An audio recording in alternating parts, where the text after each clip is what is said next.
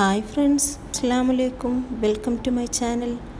ഇന്ന് ഞാൻ വന്നിട്ടുള്ളത് മുസ്ലിം സ്ത്രീകൾക്ക് ഉപകാരമാകുന്ന ഒരു വീഡിയോ ആയിട്ടാണ്. റമദാൻ മാസമാണല്ലോ ഇപ്പോൾ, പോരാത്തതിന് ചൂടുകാലവും. അപ്പോൾ നിസ്കരിക്കുന്ന എല്ലാ സ്ത്രീകൾക്കുള്ള മെയിൻ ഒരു പ്രശ്നമായിരിക്കും നിസ്കാരപ്പായം പെട്ടെന്ന് വൃത്തികേടാവുക എന്നുള്ളത്.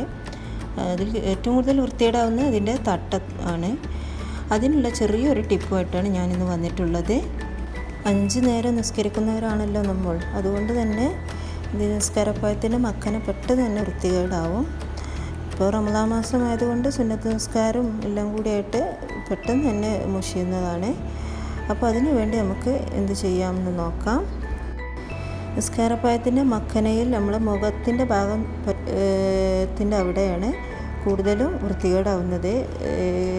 കളർ മങ്ങിയതും പിന്നെ കരിമ്പൻ കുത്തലും എല്ലാം സംഭവിക്കുന്നു. അപ്പോൾ അതിനായിട്ട് നമ്മൾ ഷാൾ ചുറ്റി കെട്ടുമ്പോൾ അടിയിൽ കെട്ടുന്നൊരു ക്യാപ്പുണ്ട്, മഫ്ത ക്യാപ്പ്. അത് നമുക്ക് ഇതിനായിട്ടൊന്ന് മാറ്റി വെക്കാം.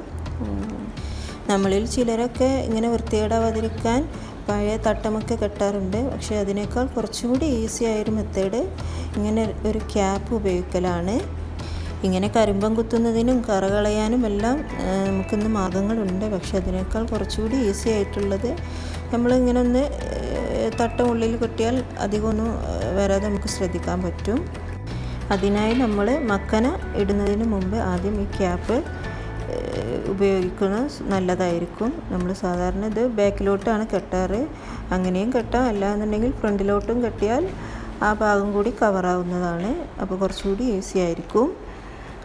അങ്ങനെ ചെയ്താൽ എന്തെങ്കിലും നനവും കാര്യങ്ങളൊക്കെ ഉണ്ടെങ്കിൽ ഈ ക്യാപ്പുമ്മൽ ആയിക്കോളും, നമ്മൾ തട്ടത്തുമ്മൽ ഒന്നും വരില്ല. അപ്പോൾ എൻ്റെ ഈ കുഞ്ഞു ടിപ്പ് എല്ലാവർക്കും ഉപകാരമായി എന്ന് കരുതുന്നു. ഉപകാരമായാൽ ലൈക്ക് ചെയ്യുക ആൻഡ് ഷെയർ ചെയ്യുക.